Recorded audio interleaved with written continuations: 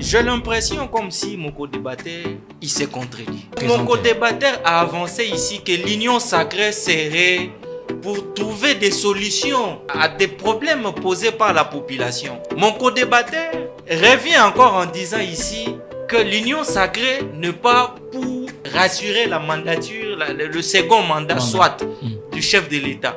On nous a imposé, nous devons pouvoir l'accepter, la démocratie, sans que nous-mêmes nous puissions y réfléchir, penser comment est-ce que nous allons mettre cette démocratie-là en pratique. Allez-y comprendre, ce pays est par terre, pourquoi mon Dieu?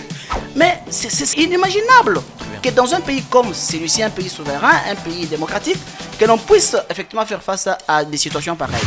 Avez-vous besoin d'un débat politique à la fois pédagogique et constructif sur la gestion du gouvernement, la politique, l'économie, l'éducation, la santé et l'enseignement pour un décryptage des faits, un décryptage sans parti pris? Je vous fixe un rendez-vous au plus près des dirigeants, au plus près de la population sur C24+.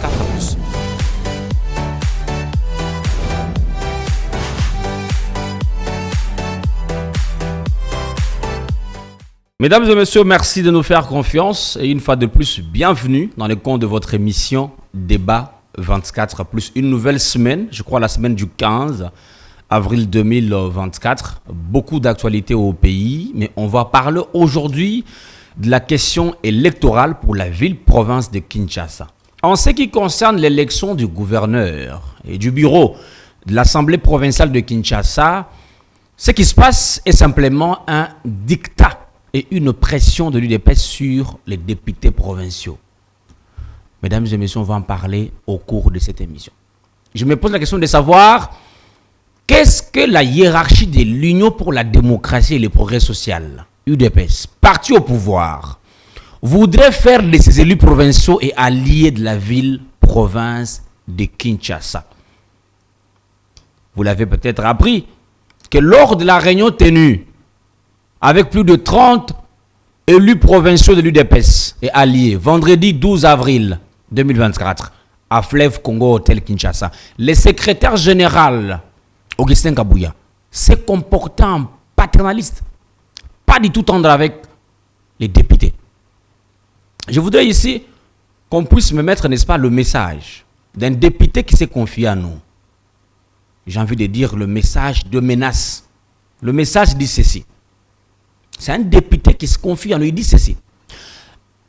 Il nous a proféré de menaces. Vous avez compris, c'est Augustin Kabouya. Il nous a proféré des menaces au cas où nous ne suivrons pas les consignes de vote ou de voter des tickets UDPS lors de l'élection des membres du bureau définitif de l'Assemblée provinciale de Kinshasa, le 18 avril, ainsi que lors de celle du gouverneur prévu le 29 avril en cours. Là, c'est un député qui s'est confié à nous. Selon le député qui s'est confié à nous, comme je le disais, Augustin Kabouya, que certains ont surnommé AK-47, leur a promis d'user de toute son influence pour bloquer les carrières politiques des rebelles, selon ses mots, et même de les faire invalider par la justice s'il faut. Et même il est prêt à les faire remplacer par leurs suppléants. Il s'est aussi adressé aux candidats indépendants de l'IDPS qui, n'est-ce pas, mûrissent l'ambition pour les élections. C'est lui que les gens ont surnommé AK-47. Les aurait obligés tout simplement de retirer en vue de laisser toutes les chances, n'est-ce pas, au ticket du parti choisi au gouvernorat et à l'Assemblée provinciale. Mais comme vous le savez, mesdames et messieurs, ceci est une violation flagrante du droit de vote, protégé par la Constitution à son article 23, qui dit ceci, ou qui garantit la liberté d'expression.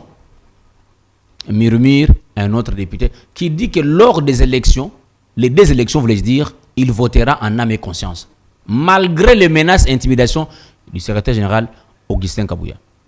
Il invite aussi ses collègues à faire valoir l'article 28 de la Constitution qui encourage les députés de boycotter tout ordre illégal, contraire à la Constitution de leur pays. Mais j'ai envie qu'on avance. qu'on avance dans le débat parce que ici, ce qui se passe est compliqué. Mais je reviens ici sur le contenu de l'article 28 qui dit « Nul n'est tenu d'exécuter un ordre manifestement illégal. Tout individu, tout agent de l'État est délié du devoir d'obéissance lorsque l'ordre reçu constitue une atteinte manifeste au respect des droits de l'homme et des libertés publiques et des bonnes mœurs. » Dispose l'article 28 que j'ai cité de la loi fondamentale. Mais je voudrais qu'on puisse nous balancer, n'est-ce pas, une autre image importante. Un élu est revenu sur un aspect très important. Un élu, lors du mandat, il dit « Le mandat d'un élu étant impératif, l'on a vu notre parti, il parle de l'UDPS, s'accrocher à ses principes en 2021 pour renverser la majorité parlementaire FCC et la transformer en union sacrée. » Les députés affirment que, partant de ces principes, le secrétaire général doit, jurisprudence oblige, nous laisser faire librement, n'est-ce pas, notre choix sur des personnes qui incarnent des valeurs sûres et positives du changement que nous voulons tous de notre ville devenue craseuse, invivable. Il s'agit du salut de Kinshasa, comme ce fut le salut de la RDC en 2021 lorsque nous avons basculé la majorité FCC. Déclare un autre député qui s'est confié à nous. Parce qu'il n'est pas d'accord avec l'imposition de la hiérarchie de son parti. Sinon, il souhaiterait que la lettre D de l'UDPS, D-UDPS, soit soustraite des sigles UDPS de peur qu'elle ne prenne l'essence de la dictature.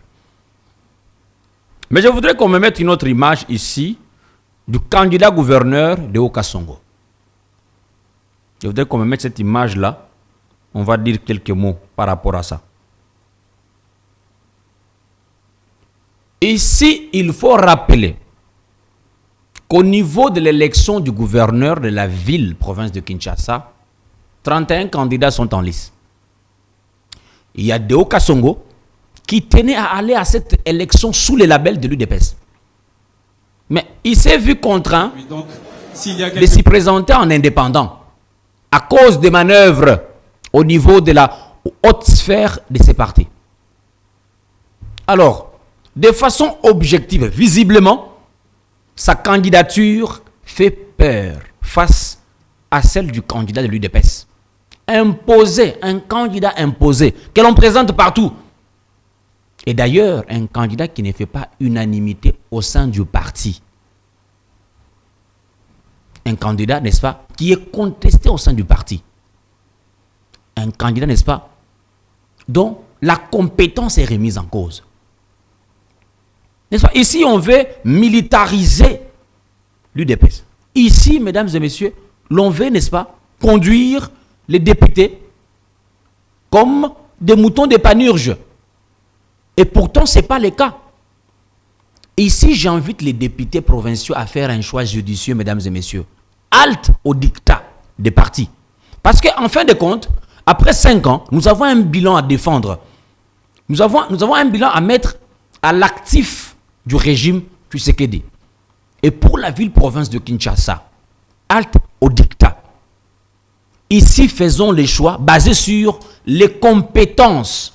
Faisons un choix basé sur les programmes que présentent les candidats gouverneurs, n'est-ce pas, de Haut-Kasongo et son colissier Guy Richard Malongo.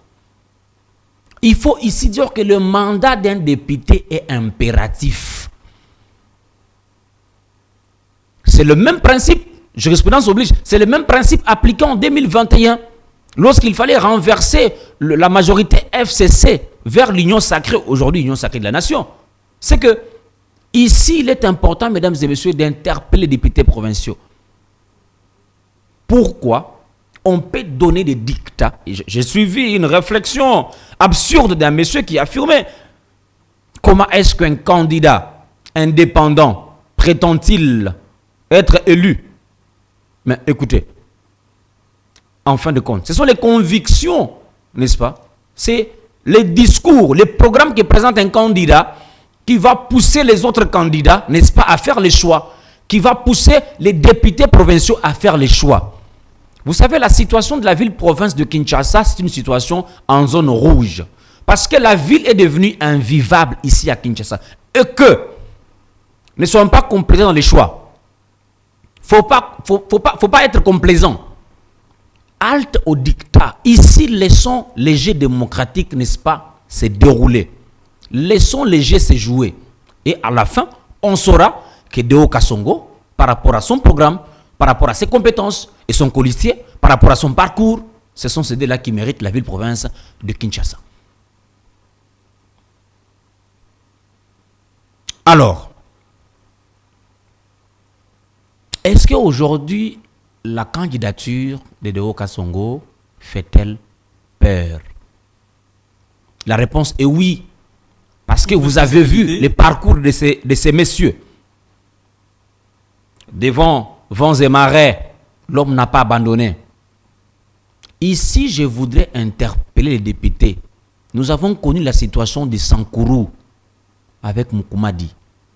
Il a été, n'est-ce pas, il y a eu des crocs en jambes. Et pourtant, c'était lui qui devait faire la remise et reprise avec le gouverneur sortant.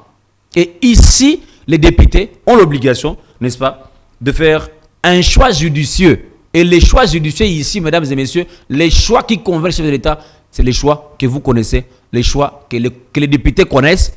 Parce que je sais que ces jours-là, les députés vont faire un choix judicieux. Ni besoin, n'est-ce pas, d'amener les autorités morales dans la salle pour, n'est-ce pas, commencer à contrôler les députés comme étant des petits-enfants. Et pourtant, les députés ont une conscience. Ils savent que la candidature qui convainc, c'est celle de Okasongo et de son policier, Guy Richard Malonga. Je souhaite libérer Sarah Bampa. Voilà.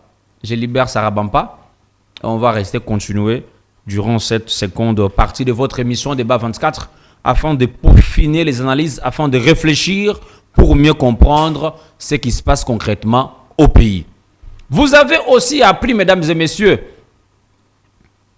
comment est-ce qu'il y a eu des crocs en jambes, comme je disais. Il y a eu des manœuvres dilatoires afin de bloquer la candidature qui convainc. Écoutez, la population quinoise sait qui est-ce qui mérite le gouvernorat. La population quinoise connaît déjà qui fera la remise et reprise avec Jean-Thénin Ngobila. Parce qu'ici, il faut dire que la candidature qui promeut, c'est celle de Okasongo. Parce que nous savons très bien, ici, il faut dire que Paul a semé, Apollos a arrosé. C'est le temps de Okasongo, n'est-ce pas, de faire croître. La ville a besoin de quelqu'un et il y a de multiples idées. La ville a besoin d'avoir un gouverneur qui a l'esprit, la politique entrepreneuriale et un vice-gouverneur qui a l'œil d'un politologue, qui a l'œil de quelqu'un, d'un duc qui connaît la gestion de la cité. Et ici, le portrait du vice-gouverneur Guy Richard Malongo est un portrait qui convainc. Parce que l'homme sait ce que c'est gérer la cité par rapport à son parcours. Vous avez aussi appris, mesdames et messieurs, avec moi, que le cardinal archevêque métropolitain de Kinshasa, Fridolin Ambongo, a été humilié, selon les propos de certains. Et un communiqué a été pondu par, n'est-ce pas, la chancellerie a pondu un communiqué intitulé « Indignation », si on peut me balancer ce communiqué-là, « Indignation de l'Église catholique ». D'abord, moi j'ai un problème par rapport, n'est-ce pas, à l'intitulé de la lettre « Indignation ». Et ici, il faut dire que l'Église catholique doit comprendre une chose. Elle doit participer au développement du pays. Elle ne devrait pas se comporter comme étant un électron libre parce qu'elle est sur un territoire qui appartient à l'État congolais. La correspondance, n'est-ce pas, est intitulée Indignation. Et là, adressée à qui? On l'adresse à toute la communauté de l'Église catholique au pays, tout comme à l'étranger. Et pourtant, l'indignation doit être adressée à une institution. Parce qu'on s'indigne de quoi? N'est-ce pas? Du traitement qu'on a accordé au cardinal Fridolin Ambongo lors de son voyage. L'accès lui est interdit vers la salle VIP, le salon VIP, l'aéroport d'Njili. Et ici, il faut dire que l'Église catholique, n'est-ce pas, est en train de s'acquiser parce qu'elle affirme des choses dont elle n'est pas à mesure, n'est-ce pas, d'éprouver. elle estime que ce traitement mesquin, qui n'est pas bon, accordé à M. Ambongo, serait, n'est-ce pas, un traitement lié à ses prises de position, que l'Église catholique qualifie de prise de position prophétique. Écoutez, prise de position prophétique. C'est que là, on n'a pas la même définition de ce que c'est prophétique. C'est que l'Église catholique estime que ce traitement qu'on a accordé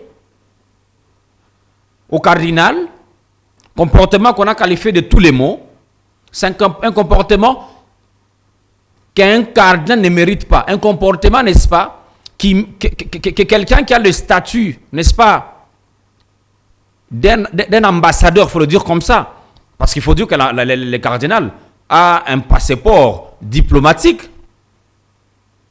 qu'un tel comportement, n'est-ce pas, il ne le mérite pas. Mais nous avons essayé de poser la question pour savoir pourquoi, n'est-ce pas, l'accès lui est interdit. Mais il faut dire que le récent comportement, les récentes sorties médiatiques du cardinal n'ont pas démontré l'âme de quelqu'un, n'est-ce pas, qui veut le développement de son pays. Parce qu'au-delà d'être un clergé, il est citoyen congolais. Comment est-ce qu'un citoyen congolais peut-il avoir des opinions qui risqueraient de cautionner le fait que des Congolais de père et de mère puissent rejoindre la rébellion? Ça, c'est quelque chose qui tique les réflexions. Comment est-ce qu'un cardinal qui joue le rôle d'un pasteur avec une bergerie peut-il avoir des propos, des opinions qui cautionneraient, n'est-ce pas, le fait pour des Congolais qui cautionneraient, qui trouveraient normal que des Congolais rejoignent, n'est-ce pas, mesdames et messieurs, la rébellion? Et que ces mêmes Congolais s'érigent en ennemis contre, n'est-ce pas, son propre pays et commencent à tuer leurs propres frères. Est-ce que ce discours que le ministre de la Communication, Patrick Mouya, a demandé que les cardinals puissent clarifier ces propos, parce que ce sont des propos qui cautionnent et ont même cautionné le comportement de Nanga et d'Henri Magie? Mesdames et messieurs, nous avons que la RDC comme étant patrimoine. Nous avons que ces pays comme étant notre bijou, comme étant notre patrimoine. Et ici, il faut dire, mesdames et messieurs, que ces comportements, n'est-ce pas, étaient à dénoncer. Est-ce que c'est pour autant que nous puissions accorder un traitement inhumain au cardinal lors de son voyage? J'ai dit non. C'est un homme d'église.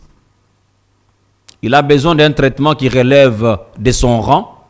Mais politiquement parlant, c'est un message pour dire à l'église catholique que nul n'est au-dessus de la loi, nul n'est au-dessus de l'État. Parce que ces messages, au fait, cette communication devrait être adressée à une institution du pays, peut-être institution chef de l'État. Pourquoi adresser un message à la communauté catholique en s'indignant? C'est là que se posent les problèmes. C'est là que le bas blesse. Si l'Église catholique, la chancellerie est mécontente ou elles sont mécontentes, il faut s'adresser à une institution. Et plus grave encore, l'Église catholique prend à témoin la communauté nationale et internationale. C'est pour faire pression à qui? À l'État? Ça ne se passe pas comme ça. Les clergés auraient trouvé mieux ou auraient mieux agi en s'adressant ou en se plaignant auprès d'une institution du pays. Ces communiqués auraient de la valeur, n'est-ce pas, s'il était transformé en correspondance. On s'adresserait, par exemple, à l'institution président de la République, ça serait mieux, n'est-ce pas? On comprendrait que l'Église catholique se plaint auprès du chef de l'État par rapport au traitement inhumain qui serait accordé, n'est-ce pas, qui serait infligé au cardinal archevêque métropolitain de Kinshasa, Fridolin Ambongo. Mais l'Église, le premier réflexe de l'Église, c'est, n'est-ce pas, d'informer sa communauté et de prendre à témoin la communauté internationale et nationale par rapport à ceci. il faut dire que certaines prises de position de certains clergés n'engagent pas l'Église catholique, engagent les clergés, engagent leurs soutanes, engagent leurs propres pensées. Il ne faut pas confondre les choses, non. L'Église catholique est là pour éclairer, faire des propositions, n'est-ce pas, pour l'avancement du pays, pour le progrès du pays. Et ça, c'est un élément important, mesdames et messieurs, un élément qu'il faut tenir à l'œil, un élément qu'il faut avoir à l'esprit, et non pas mettre du feu aux institutions du pays, parce que nous savons que notre pays sort des moments de crise et les blessures sont encore fraîches. Il faut que les hommes d'église se comportent comme il faut, que les hommes d'église respectent l'autorité de l'État, et que je crois que c'est la seule condition que, main dans la main, l'église et l'État peuvent, n'est-ce pas, avancer, aller très, très, très loin. Mesdames et messieurs, merci de votre fidélité, merci. Nous allons, n'est-ce pas, y revenir sur une autre actualité au pays. Ce n'est pas ce qu'on a qualifié une sorte de surfacturation au niveau du ministère des Finances pour des projets qui concernent, n'est-ce pas, la construction des forages. Ça, c'est... Ouh, aïe, aïe, c'est pas possible. C'est un sujet qui est sur toutes les lèvres des Congolais. Construction des forages au pays. Le ministre Nicolas Kazadi est indexé. Les forages au pays. Surfacturation des forages au pays. Ceci ne se passe qu'en RDC. Est-ce que... Je me pose savoir, un forage coûte combien?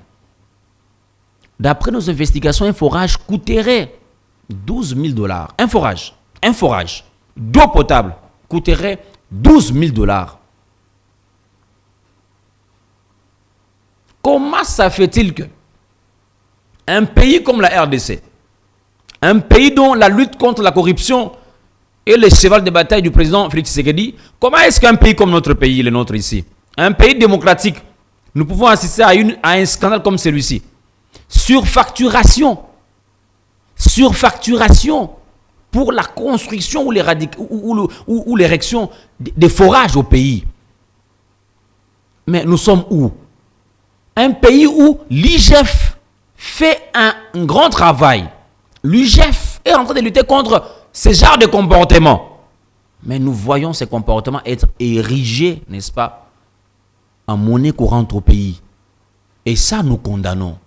Et là, déjà, mesdames et messieurs, nous interpellons le ministre des Finances, Kazadi, et nous demandons l'implication de l'IGF afin de nous permettre de mieux comprendre ce qui se passe. Mieux comprendre ce qui se passe. Mieux comprendre ce qui se passe. Il faut dire que déjà le 22 avril, c'est les élections des sénateurs au pays. Et ici, la province du Kassai central m'intéresse beaucoup. Cette province qui peine à se relever. Cette province qui a beaucoup de défis à son actif.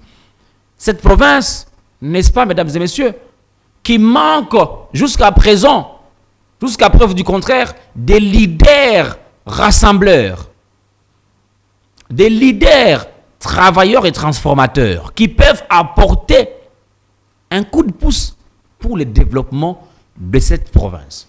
Nous saluons ici les efforts qui sont déjà mis en place. Et ici, mesdames et messieurs, ici je parle aux députés de la ville de Kananga, province du Kasaï central.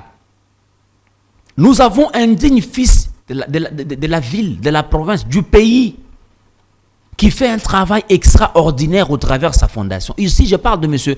Topin Kabomoukenchaï, qui est, vous le savez certainement, le coordonnateur du secrétaire administratif de la présidence, ses collaborateurs chefs de l'État, qui fait un travail excellent, très excellent. Il a compris les mots qui rongent Kananga. C'est comme ça, dans le cadre de sa fondation, il est en train d'ériger, en train de construire des forages d'eau pour apporter un sourire sur les lèvres de Kassaïens, de Kanangais. Des forages, plus d'une trentaine de forages construits à Kananga et dans les territoires. Un monsieur qui a un bilan en tant que fils de la province a présenté à défendre. Et ce monsieur est candidat sénateur. Ici, je m'adresse aux députés provinciaux. Votez des gens qui vont être redevables envers vous et envers la population. Nous avons un bilan avec ces messieurs. Un bilan, n'est-ce pas, qui est conçu non seulement des forages, mais aussi des projets agricoles, mais aussi des activités, des initiatives qui mettent au premier plan la paix et l'unité. Parce que Kananga, c'est une ville fragile, avec les récents événements de Kamouinan Sapou. Ces événements qui ont déchiré la ville. Nous avons ici cet homme. Il a mis en place un incubateur pour accompagner les femmes qu'on peut qualifier sur le plan éducatif, celles qui ont raté le temps d'être éduquées ou d'obtenir un cursus normal. Ici, mesdames et messieurs, les crédits pour le développement de l'agriculture. Mesdames et messieurs, j'interpelle votre conscience, chers députés, faites les bons choix. Parce qu'il faut dire que les classes centrales manquent de leaders au niveau national. Qui est ce fils-là de Kananga qui peut aujourd'hui plaider, faire le lobbying pour Kananga? Si ce n'est pas celui qui a été avec Tshisekedi, c'est lui qui l'a accompagné. Faites les bons choix, chers députés. Et parce que dans 5 ans, nous allons vous mettre devant votre bilan. Dans 5 ans, vous serez devant votre conscience. Et là, vous serez seul. Et nous allons vous censurer. Nous sommes en train de vouloir avec votre émission Débat 24, mesdames et messieurs. Merci de faire confiance. Merci de votre attachement. Nous avons abordé la question, mesdames et messieurs, de l'élection pour la ville-province de Kinshasa. Nous avons démontré, mesdames et messieurs, que ici, jusqu'à preuve du contraire, la candidature de Doka Songo fait peur à certains, n'est-ce pas, face à une candidature prétendument de l'UDPS. Une candidature qui ne fait pas unanimité au sein du parti, une candidature contestée par les Quinois et Quinoises. Et ici, on le sait. Nous sommes revenus, mesdames et messieurs, sur le comportement, n'est-ce pas, que l'Église catholique dénonce tout en violant la démarche. L'indignation par rapport au comportement infligé, par rapport au traitement infligé à M. Fodelo Mbongo, cardinal archevêque métropolitain ville-province de Kinshasa. Ici, je suis revenu, mesdames et messieurs, sur l'élection des sénateurs à Kananga. Et j'interpelle les députés provinciaux à faire les bons choix. Les choix qui vont nous démontrer, mesdames et messieurs, que voilà, on ne va pas regretter après 5 ans. On ne va pas cautionner 5 ans de misère pour la population. C'est la fin de votre émission, mesdames et messieurs. Je vous fixe rendez-vous au prochain rendez-vous de l'actualité. Prenez soin de vous, mesdames et messieurs.